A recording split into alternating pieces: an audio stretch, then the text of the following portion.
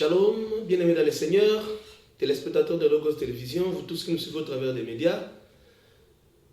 Ravi de vous retrouver pour ce nouveau numéro d'Ecclésia. Un nouveau numéro, une nouvelle journée, un nouveau thème. Un nouveau moment à passer avec vous, des temps de partage. Comme vous le savez, Ecclésia, votre émission, cette vitrine qui vous permet de partager autour des thèmes bibliques. Nous sommes ravis de vous savoir nombreux en train de suivre cette émission depuis un temps. Je salue Albert Matakano avec qui je suis, avec qui j'ai l'immense plaisir de présenter cette émission. Albert, tu vas bien? Je vais bien, merci. Je vous salue vous tous qui nous suivez et de partout vous pouvez vous retrouver en ce moment. Le leadership chrétien, un numéro que nous avons, un thème que nous avons eu à partager dans nos précédentes émissions. Aujourd'hui, nous voulons revenir par rapport à ces thèmes, selon que nous avons jugé utile par rapport à l'importance que cela représente dans une église locale, parce qu'il s'agit d'Ecclésia, nous parlons de l'église. Mais pour ce nouveau numéro, nous voulons particulièrement parler du leadership, de la vision et du management. Trois concepts qui paraissent un peu différents, mais nous voulons nous poser cette question, peuvent-ils marcher ensemble? Leadership, vision, management. Nous sommes dans le cadre d'une église et pour décortiquer ces thèmes, nous avons un habitué de cette émission. C'est le pasteur Eric Piana à qui nous disons bonjour. Bonjour, Patrick. Bonjour pasteur, nous sommes contents de vous recevoir. Je vous en prie, merci. Ainsi que tous ceux qui nous suivent, qui vous reconnaissent. Pasteur, vous êtes théologien de formation. Nous voulons que vous puissiez nous aider tous ceux qui nous suivent par rapport à ce thème si important. Parce qu'il s'agit de l'église, il s'agit de la conduite de l'église. Il s'agit de la vision à transmettre dans une église, dans une assemblée. Il s'agit d'un leader qui doit partager une vision qu'il a reçue de Dieu. Lorsqu'il la reçoit, il est seul. Mais il est censé collaborer, travailler avec une grande équipe. Comment transmettre ce que le Seigneur lui donne au travers de cette vision? Trois concepts comme nous l'avons dit. Leadership, vision, management. Pasteur, y a-t-il moyen que nous puissions un peu revenir sur ces concepts? De manière brève, pouvez-vous définir un peu ces concepts? Merci. Pour tous les téléspectateurs. Merci beaucoup pour la préoccupation. Je pense que nous allons rappeler tant soit peu quelques éléments de définition en ce qui concerne le mot leadership, vision et management. Autrefois, nous avions défini le leadership comme étant une autorité exercée par une personne sur un groupe de personnes qu'elle est en train de représenter. Tandis que la vision, c'est la révélation de Dieu à notre esprit ou à notre être. La vision donne la direction ou la conduite des affaires. Alors, Dieu donne une vision pour une direction, pour une conduite des affaires que nous devons mener par rapport ou dans son compte, si nous devons le dire. Tandis que le management, c'est un ensemble de techniques d'organisation des ressources. Il y a les ressources humaines et les ressources matérielles. Alors, l'ensemble des techniques d'organisation des ressources pouvant nous amener à bien conduire les affaires, que ce soit les affaires publiques ou les affaires privées, entrent en compte dans la définition du management. Alors, un leader, c'est celui qui donne la vision et il peut aussi matérialiser cette vision s'il en a les capacités, mais le manager est chargé de mener, de conduire la vision jusqu'à obtenir les résultats. Voilà. Très bien, pasteur. Merci beaucoup. Merci. Je crois que c'était suffisamment clair. Alors, je voudrais directement revenir, pasteur. Est-ce que ces trois concepts peuvent-ils marcher ensemble dans le cadre d'une église ou d'une assemblée chrétienne? Exactement, les trois concepts doivent absolument marcher ensemble. Parce que au sommet, nous avons le leader. C'est lui avec qui Dieu a partagé la vision. C'est lui avec qui Dieu a partagé la vision. Aujourd'hui, entre parenthèses, nous entendons les gens dire, écoutez, je suis le visionnaire. Pasteur visionnaire. Je ne sais pas si vous avez déjà entendu des notations comme ça. Pasteur visionnaire. On se pose la question, la vision lui appartient ou il a reçu la vision? Dans plusieurs cas, quand on parle de pasteur visionnaire, le sens qu'on accorde à cette expression, c'est c'est lui le visionnaire. La vision lui appartient. Il n'en a pas reçu de quelqu'un d'autre parce qu'il est pasteur visionnaire. Non. Ici, les trois concepts doivent cohabiter dans une situation liée à une église. La source de la vision, c'est Dieu. C'est Dieu qui donne la vision. Les affaires que nous conduisons lui appartiennent. Il donne la vision à un leader.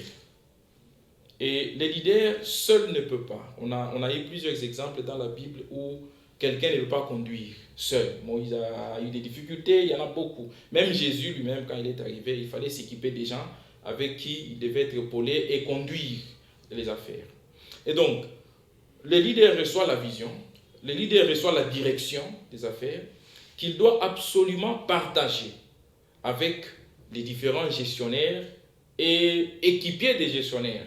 Pour dire, voilà la vision que j'ai reçue de la part du Seigneur. Il voudrait assez que ces affaires soient conduites de la manière suivante.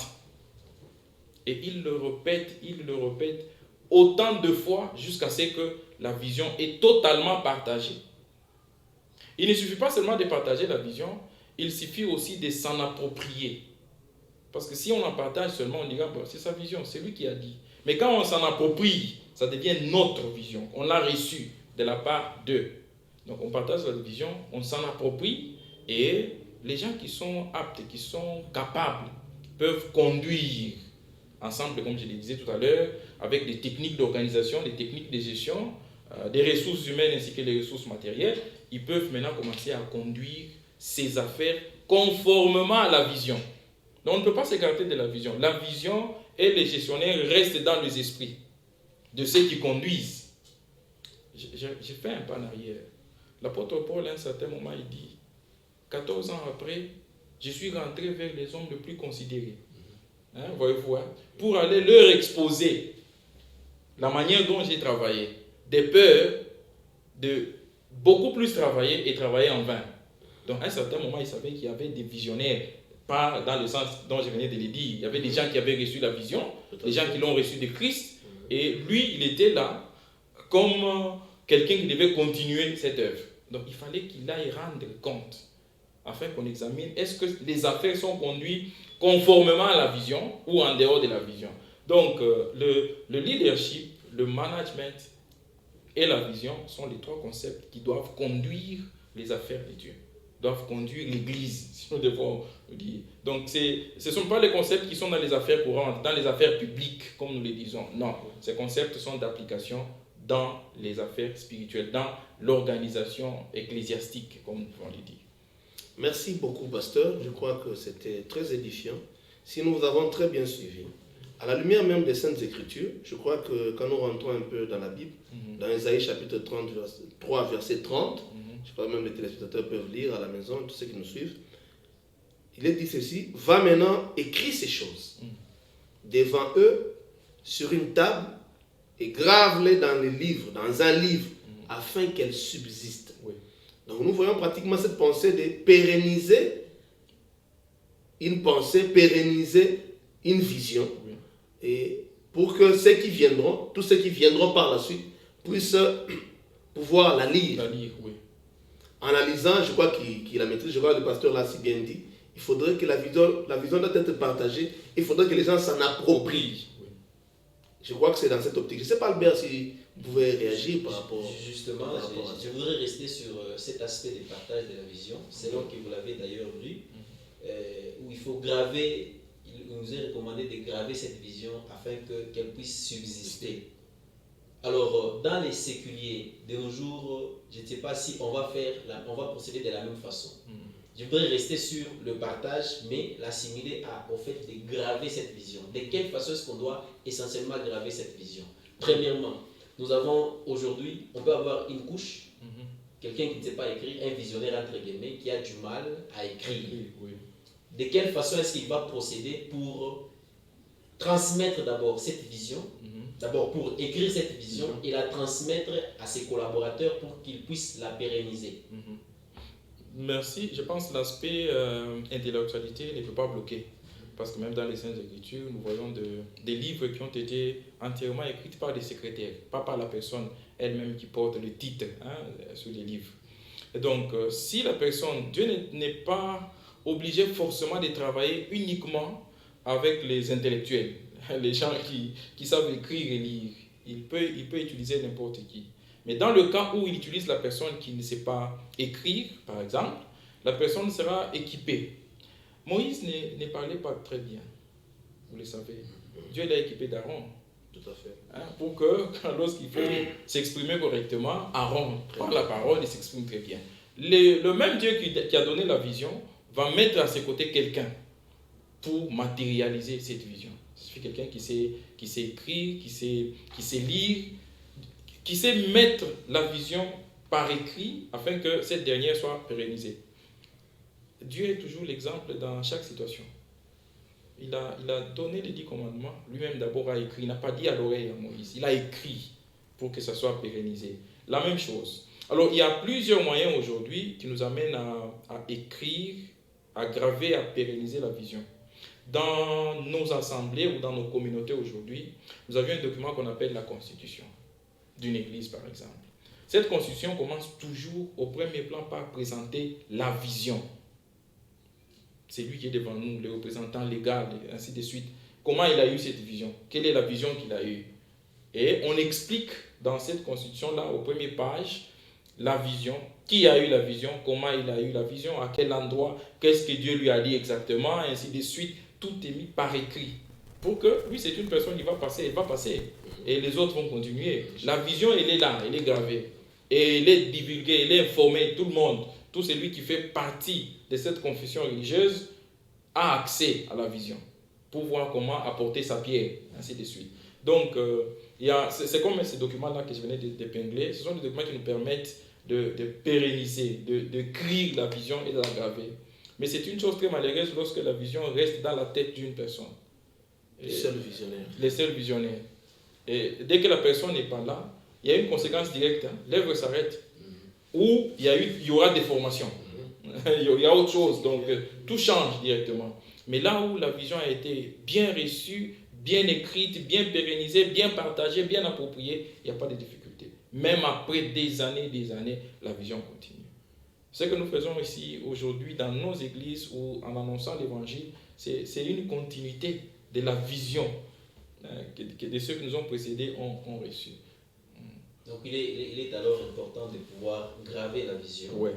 Et parce que vous l'avez gravé, ceux qui sont à vos côtés, ils peuvent s'informer, ils peuvent lire et relire davantage cette vision afin de ne pas s'en écarter. Oui, je voudrais ajouter quelque chose. Cette vision doit être aussi divulguée, enseignée. Voilà.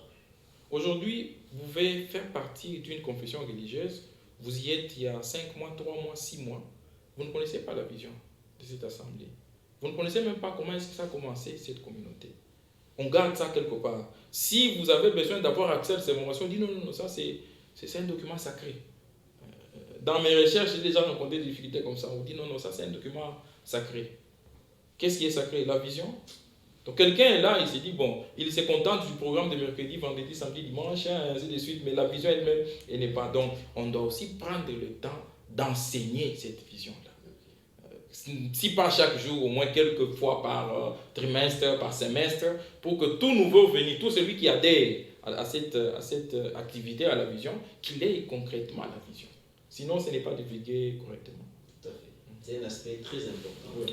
Non seulement que la vision doit être écrite, non seulement qu'elle doit être gravée quelque part, mais aussi elle doit être partagée. Oui. C'est rassurer que les gens, les leaders, ceux qui subissent la conséquence du leadership, comprennent et on actualise, que ça reste dans la tête. Mais je voudrais, avant de parler un peu du management de la vision, je voudrais revenir un peu sur l'aspect de la vision, mais dans le sens de la réception de la vision. Okay.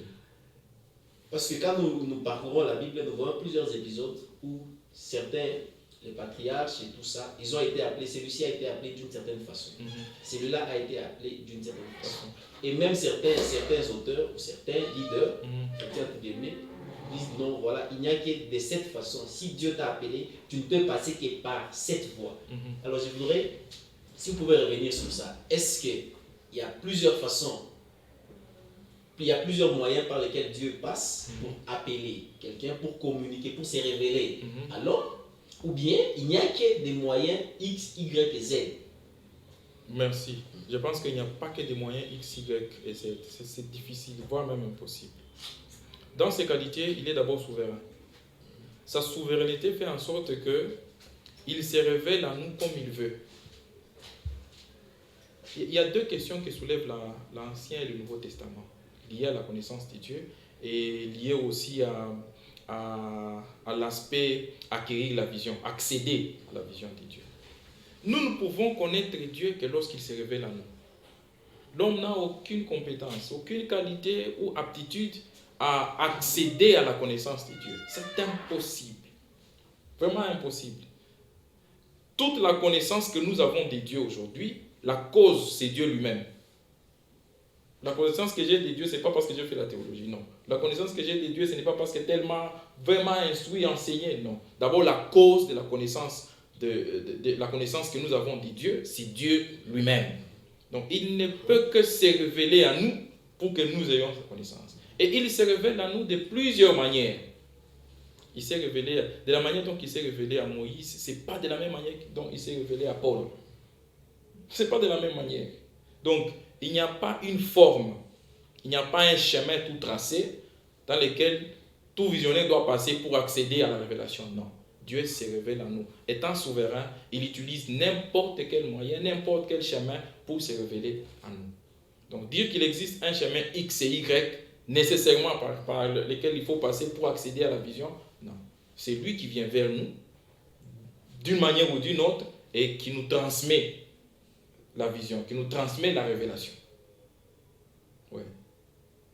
Parce que vous entendrez certains dire, non, il faut que... Moi, j'avais entendu la voix de Dieu.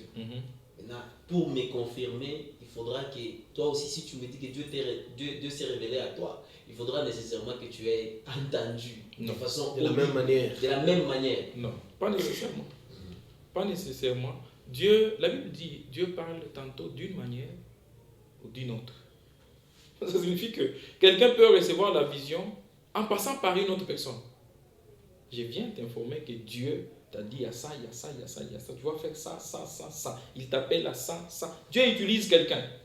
Bien sûr, en tant qu'humain, tu auras besoin de confirmation.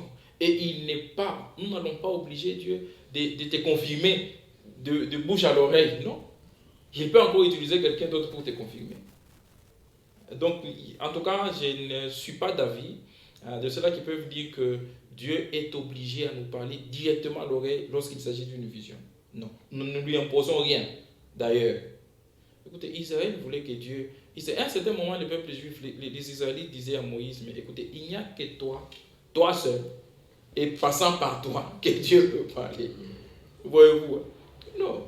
Et lorsqu'il fallait que tous écoutent Dieu, ce n'était pas intéressant. Donc, ce n'est pas nécessaire. Et nous ne pouvons jamais obliger Dieu à nous. C'est là que vous allez trouver des gens qui se comportent un peu de manière têtue. Il a déjà reçu la vision, il a reçu la recommandation de Dieu de manière claire. Il est là, il se dit, moi je ne bouge pas si Dieu ne parle pas lui-même. Donc, c'est une désobéissance parce qu'il a déjà parlé.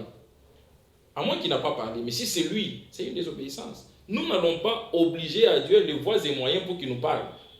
C'est à lui de nous parler, en fonction de ce moyen qu'il dispose. Pasteur, je voudrais réagir un petit peu. C'est par rapport à ce que vous êtes en train de dire.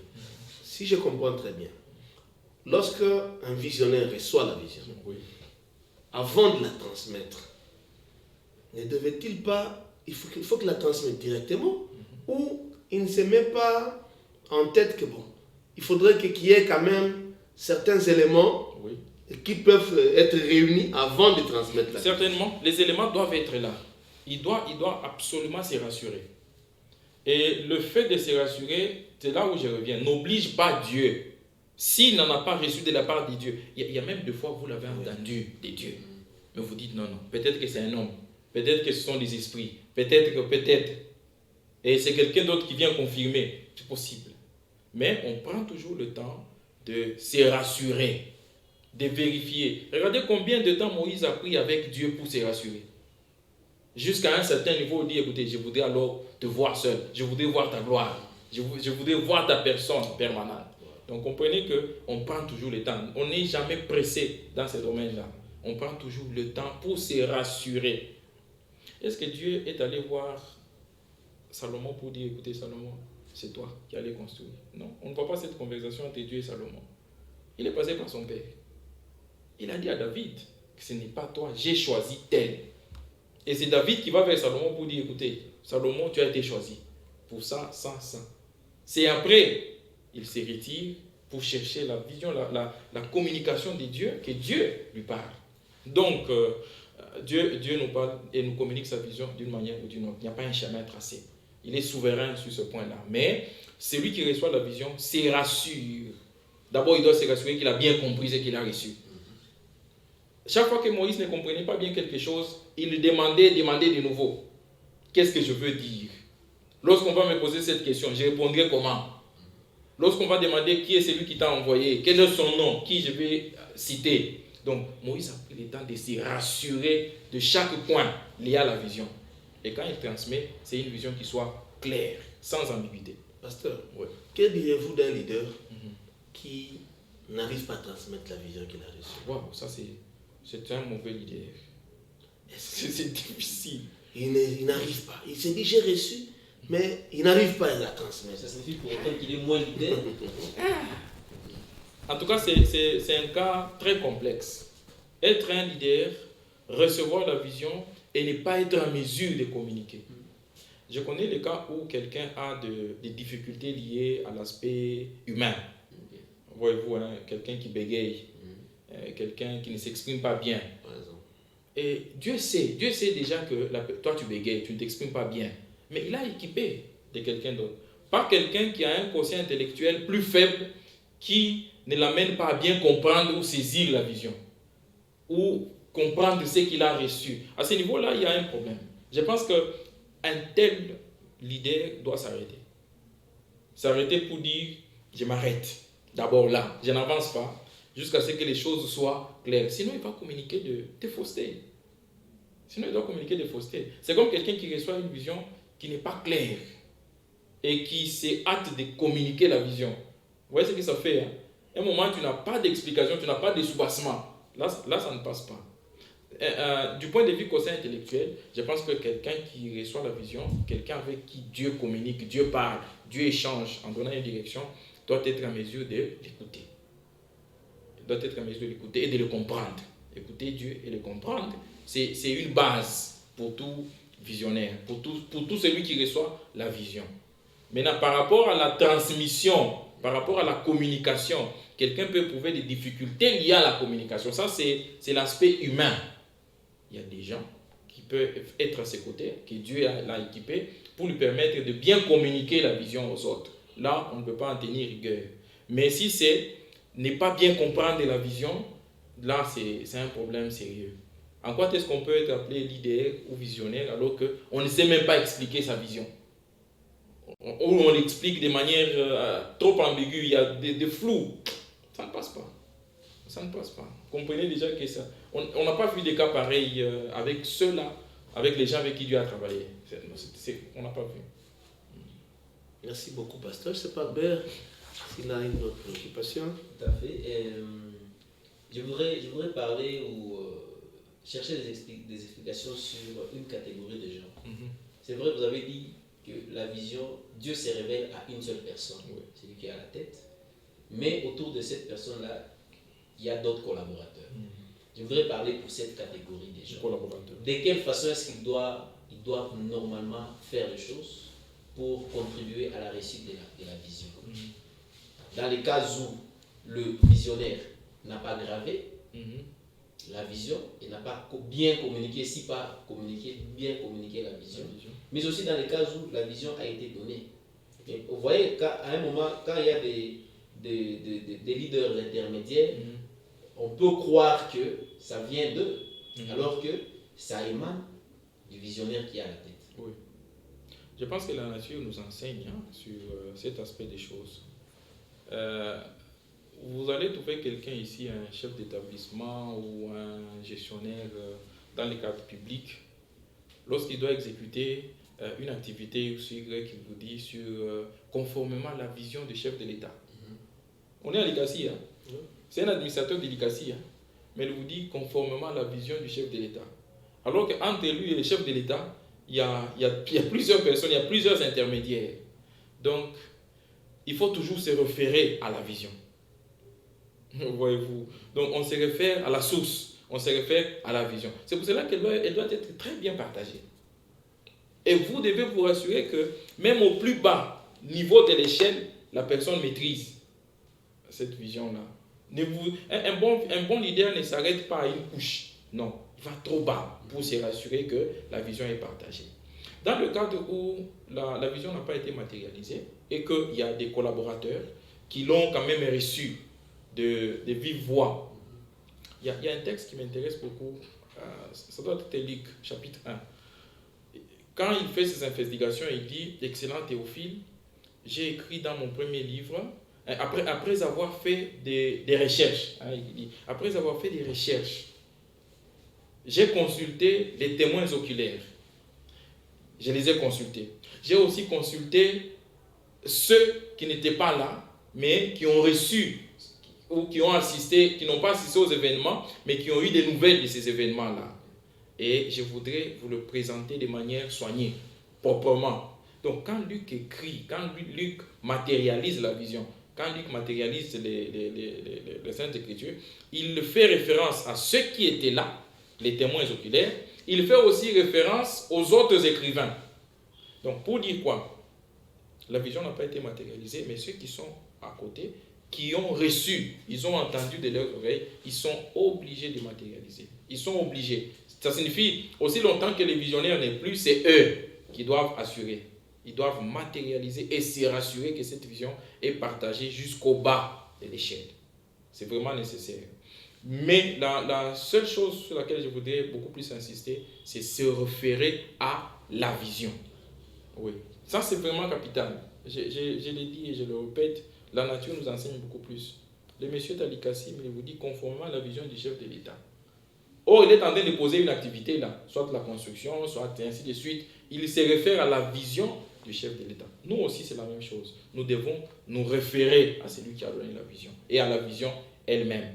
Et non pas nous référer à nos compétences, nous référer à ce que nous sommes, à ce que nous faisons. Non.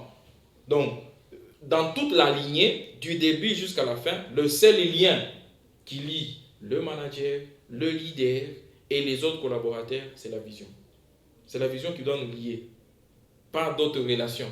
Si nous sommes liés par le lien de la vision, le lien de la direction, c'est fini, on a gagné, on va bien faire les choses. Mais s'il y a d'autres liens, d'ailleurs ce sont les liens auxiliaires qui biaisent les activités. Oui. Donc, en tout cas, j'insiste sur l'aspect, la vision doit être le lien entre différents opérateurs. La vision doit nous lier. Pasteur, je voudrais qu'on revienne un peu sur un concept, c'est le management. Oui. Le management dans l'Église. Parce que, vous voyez, avec la définition du management, comme vous l'avez défini, oui, c'est vraiment vague, voilà. Ça renferme beaucoup de choses en fait. Oui. Mais nous voulons prendre l'aspect management dans l'Église. Les visionnaires communiquent la vision, c'est que les collaborateurs s'en accaparent. Oui. Les managers permettent à faire distiller cette vision afin qu'elle produise, des faits. C'est eux qui sont pratiquement au four et au moulin. Oui. Ils matérialisent la vision. Ils matérialisent la vision, merci pasteur. Ils matérialisent la vision. En fait, le management dans l'église, vous expliquez ça comment? Oui, je reviens encore sur ce qui disait que le management, c'est l'ensemble des techniques d'organisation qui permettent à ce que un manager puisse exécuter une affaire courante, ou une affaire publique, ainsi de suite. Donc, dans le management, nous voyons des aspects. Il y a la technique de gestion des ressources humaines et la technique de gestion des ressources matérielles.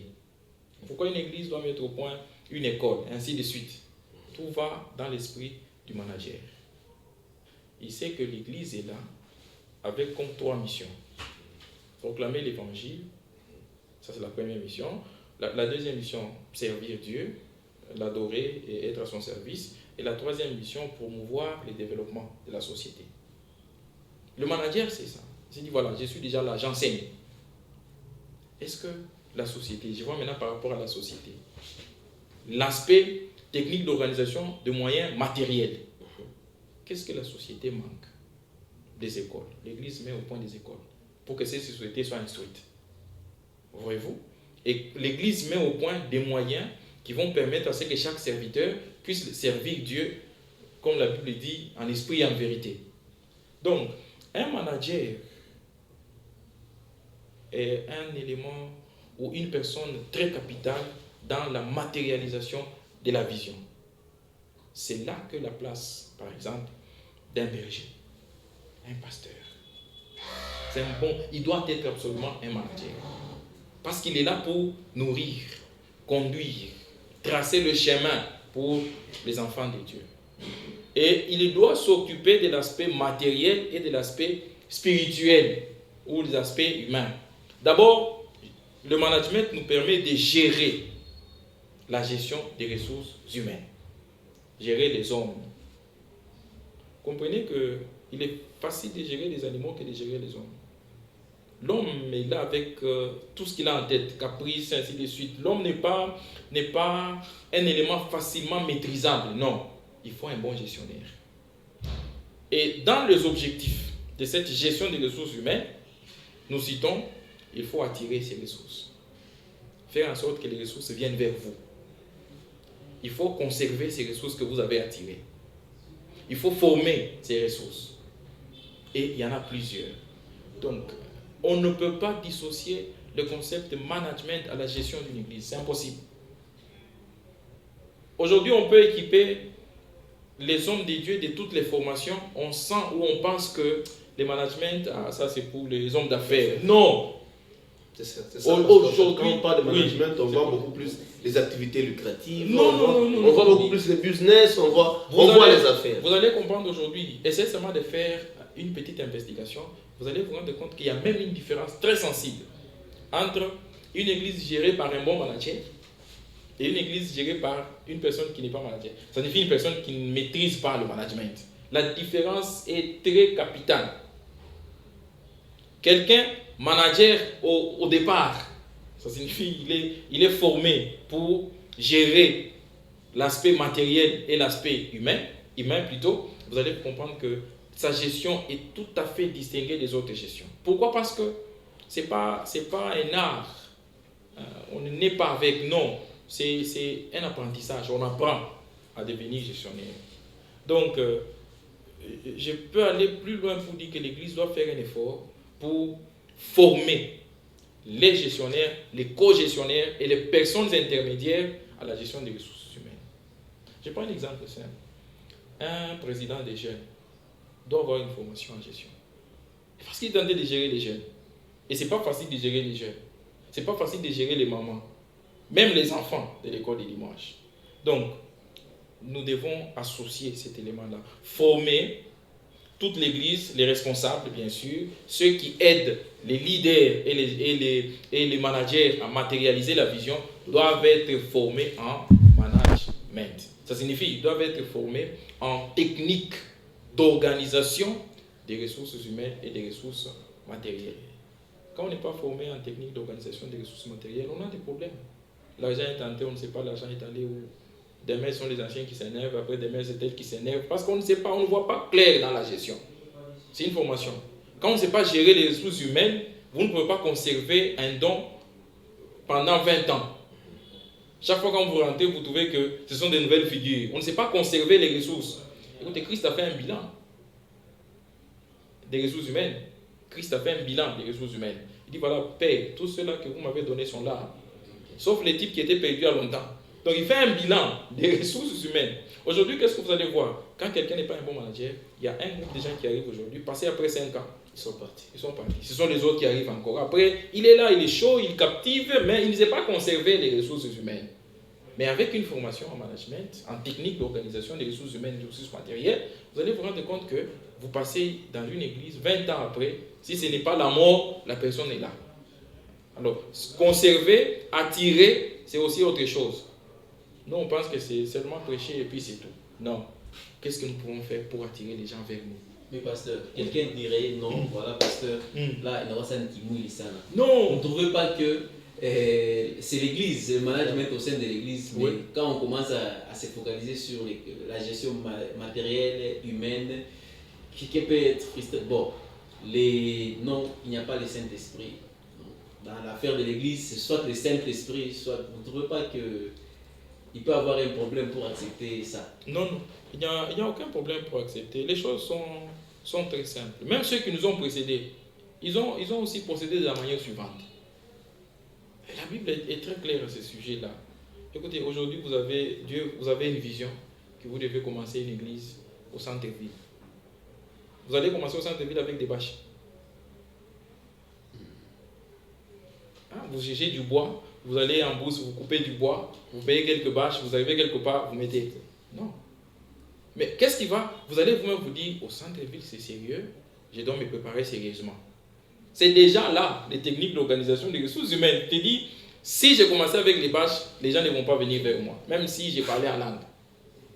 Les gens ne vont pas venir. Ou ils viendront juste pour bénéficier de quelques ressources spirituelles, et après quoi? Ils vont se retirer. Il n'y a rien de charnel dans cette histoire. Rien. La formation est capitale. Où est-ce que Moïse a échoué? C'est dans la gestion des ressources humaines. Il fallait qu'il soit formé. Il dit non, tu ne sauras pas gérer tous ces mondes. Mettez un chef de 10, un chef de 1000, un chef. Ça, c'est une formation. Sans cette formation, c'était difficile. Je vous assure aujourd'hui, un leader formé, ou un manager formé, un pasteur formé, un ancien formé en management, en tout cas, sa prestation est distinguée. Parce qu'il sait gérer. Il sait gérer l'aspect humain, il sait gérer l'aspect matériel. Écoutez, quelqu'un est nul en psychologie de l'adolescent. Il ne connaît pas comment l'adolescent réfléchit. Comment il réagit? Il ne connaît. Comment est-ce qu'il va gérer les jeunes? Comment quelqu'un est nul dans la psychologie des enfants? Comment est-ce qu'il va gérer les enfants? C'est d'ailleurs là l'erreur que nous avons aujourd'hui. Regardez, aujourd'hui, quand on se dit qui va s'occuper de telle activité dans l'église, on voit l'aspect spirituel. Non, pas nécessairement. Voyez aussi l'aspect formation, l'aspect compétence. Il n'est pas dit que parce que c'est un frère, il est là, il peut s'occuper d'image des enfants. Non, il a quelle aptitude pour s'occuper des enfants? Quelle connaissance des enfants qu'il a? Et on va commencer à bricoler, à jouer sur les enfants, et ainsi de suite. Le management, c'est très capital. Nous devons être instruits. En ce qui concerne, je reprends, les techniques d'organisation des ressources humaines et des ressources matérielles. Comment nous allons gérer les hommes, comment nous allons gérer le matériel pour arriver à matérialiser la vision. On peut recevoir une bonne vision, mais quand on ne sait pas gérer le matériel, la vision ne va nulle part.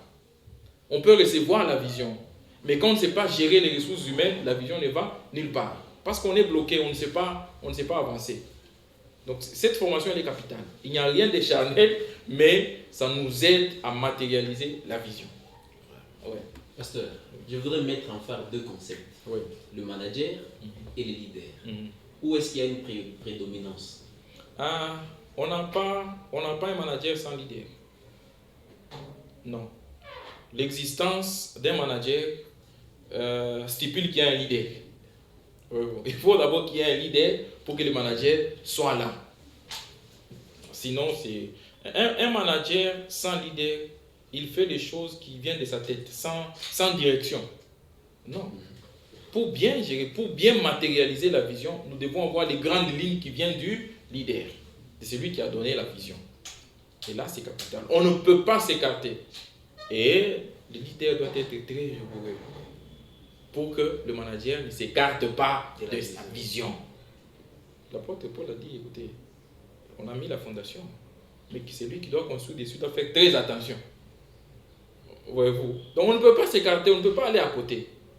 Les deux sont ensemble. Il y a aussi des gens que Dieu a équipés d'une certaine compétence. Il est lui-même leader et un bon manager. On retrouve aussi des gens comme ça. Mais dans plusieurs cas, un leader est toujours assisté par un manager. Quelqu'un qui l'aide à mettre en application, quelqu'un qui l'aide à matérialiser la vision, mais qui doit se référer toujours à la vision. Et les deux sont liés par la vision. Et quand les deux ne sont pas d'accord par rapport à la vision, conséquence, divorce. Divorce. Il y a un divorce lorsque on n'est pas d'accord sur une vision. Tout à fait. Oui. Et c'est la vision qui conduit les deux. C'est la vision qui conduit les deux. Je crois que la matière est tellement abondante que nous ne pourrons pas l'épuiser, malheureusement, dans ces numéros. Nous retenons quand même que le management n'est pas charnel. Non. Parce que nous risquons de croire que, bon, on parle du management dans l'église. L'église, c'est beaucoup plus le monde spirituel.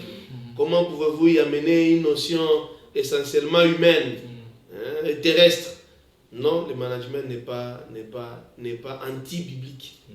Par contre, un leader qui se fait entourer des bons managers réussit. Les managers servent à... Vous avez dit quoi? Transmettre la vision. Vous avez les managers... Il sert à matérialiser la vision. Voilà. C'est le terme qui m'échappait un tout petit peu. Les managers servent à matérialiser la vision. Voilà un peu le condensé. Albert? Bon, en fait, je souhaite peut-être rebondir sur un aspect. Oui. Je voudrais que le pasteur nous éclaircisse un peu. Quels sont les facteurs de réussite d'une bonne vision? Et quels sont les facteurs de réussite d'un bon management pour que l'Église évolue et avance bien? D'accord, merci. Je pense par rapport aux facteurs de réussite liés à la vision, c'est tout d'abord la manière dont on a compris la vision. Lorsque la transmission ou la perception de la vision est entachée de plusieurs problèmes, ça va de pair. Dieu te dit, je ferai de toi un bon pasteur. Toi, tu dis, Dieu m'a déjà fait un bon pasteur. Je dois commencer aujourd'hui. Pensez-vous que tu es dans la vision? Non, tu n'es pas dans la vision. Tu peux t'en accrocher, mais ça ne va pas produire parce que le temps n'est pas encore venu. Tout à fait. Donc, le facteur primordial dans la réussite liée à la vision, c'est bien comprendre la vision. Bien maîtriser la vision. Dans ce que Dieu communique, il n'y a jamais eu de flou. Il n'y a jamais eu de zone d'ombre.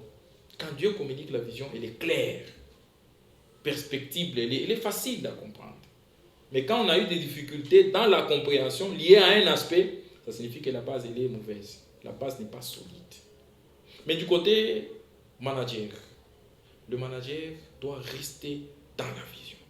Le manager ne doit pas ajouter quelque chose à la vision. On ne corrige pas. On ne peut pas prétendre que ici, non.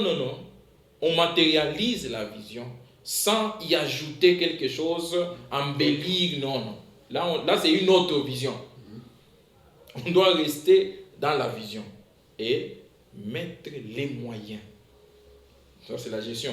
Mettre les moyens qu'il faut pour que la gestion soit matérialisée. C'est ça qui importe un manager. Le manager, ça ne lui importe pas. Est-ce que vraiment cette vision est correcte? Est-ce que non. Quand le manager s'en approprie, il se dit voilà, la vision est là, je dois matérialiser. Ça signifie qu'il respecte et cherche le voies et moyens pour matérialiser. Quels sont les hommes dont j'ai besoin pour matérialiser? Quelles sont les ressources matérielles que j'ai besoin pour matérialiser? C'est ça son problème. Quelles sont les techniques de gestion que je vais mettre sur pied pour arriver à produire le résultat? Voilà ce qui intéresse. Il ne peut en aucun cas se substituer à un leader. Là, on est encore à côté. Voilà. Je crois que ça a été très bien clair et bien clarifié par le pasteur. Nous allons passer à une autre étape. Je crois que nous allons directement droit à l'appel au salut. Parce que nous avons pratiquement épuisé notre timing. Albert, l'appel au salut. Bien-aimés dans les Seigneurs, que Dieu vous bénisse déjà parce que vous avez suivi. Ce soir, au travers de ces numéros, vous avez entendu ce que le Saint-Esprit a voulu que vous puissiez entendre au sujet du leadership, de la vision et du management. Vous pouvez être un leader d'une certaine organisation chrétienne ou ecclésiastique, mais vous retrouvez qu'il y a certaines choses que vous avez apprises au courant de ces numéros, mais que vous n'appliquez pas. Alors, je voudrais demander au pasteur qu'il puisse prononcer une prière par rapport à vous, mais aussi vous qui êtes aussi leader à des niveaux intermédiaires, vous qui êtes aussi manager. On nous a bien démontré au travers de la parole de Dieu qu'un bon manager dans les cadres ecclésiastiques, c'est celui qui doit rester toujours dans la vision. Chercher à matérialiser la vision. Ce n'est pas chercher à se dupliquer aussi pour être un autre visionnaire. Non, un bon manager doit chercher à matérialiser la vision qu'il a reçue de celui qui a la tête. Alors je voudrais qu'ensemble avec le pasteur, qu'il puisse prier pour toutes ces catégories, mais aussi vous on parle de tout ça, de tous les trois concepts, c'est pour nous, c'est pour tous les chrétiens. Alors, si vous n'avez jamais reçu Jésus-Christ comme Seigneur et Sauveur personnel dans votre vie, c'est le temps. Alors, le pasteur, vous pouvez prier pour toutes les trois catégories par rapport à ça. Merci, prions. Seigneur notre Dieu, ce soir nous te disons merci et te rendons grâce. D'abord pour toute l'opportunité que tu nous accordes de partager avec ton peuple. Nous avons besoin et nous avons reçu de toi une vision. Et il y a des résultats que vous attendez de la part de tout un chacun de nous et de ceux qui sont tentés de nous suivre. Tout ce que nous demandons ce soir, c'est d'être équipés par toi seul. Quand tu donnes la vision, tu prévois aussi les moyens nécessaires pour que cette vision soit matérialisée. Nous n'allons pas chercher nos moyens, nous n'allons pas chercher quoi que ce soit pour matérialiser ta vision. Mais nous avons besoin que nous puissions être équipés par toi, et au niveau du leader, et au niveau du manager, et même au niveau de toutes les autres personnes qui interviennent dans cette vision. Éternel, équipe tes enfants, bénis tes enfants, accorde-nous tout ce qu'il faut pour que nous puissions rester dans la vision et la matérialiser chaque jour qui passe. Ta parole déclare que les jours sont mauvais et nous devons racheter le temps. Permets que le temps soit racheté et que nous puissions nous mettre à l'œuvre. Ceux qui nous ont suivis et qui ont senti le besoin, ô Dieu, d'être tes enfants. Éternel notre Dieu, permets en sorte que ces enfants puissent encore t'appartenir. C'est toi qui appelles. Permets que ceux qui ont besoin d'être à toi soient à toi par ta force et par ta puissance. Bénis tes enfants, bénis tes serviteurs partout à travers le monde qui se donnent corps, âme à ton œuvre et que ta grâce qui dépasse notre intelligence soit sur tout un chacun de nous. Nous te prions ainsi au nom de Jésus. Amen. Amen. Amen. Nous voici à la fin de cette émission d'Ecclésia, ce numéro d'Ecclésia d'aujourd'hui. Si ce numéro vous a plu, n'oubliez pas de faire signe. Nous avons notre chaîne TV, plutôt YouTube, Ecclésia TV. N'oubliez pas de vous abonner, surtout. Abonnez-vous massivement sur notre chaîne Ecclésia TV sur YouTube, sur toutes les plateformes de téléchargement. Également Ecclésia Espace, Albert, sur Facebook. Ecclésia Espace. Vous pouvez toujours réagir, les commentaires, même des questions, si vous avez des questions, bien aimés, n'hésitez pas, vous pouvez toujours nous écrire à cette adresse. Nous pourrons les avoir et nous pourrons toujours vous répondre au prochain numéro que nous aurons à organiser. Sinon, que dans l'entretemps, portez-vous bien et que le Seigneur nous bénisse tous. Nous vous aimons bien. Ciao. À tantôt. Merci.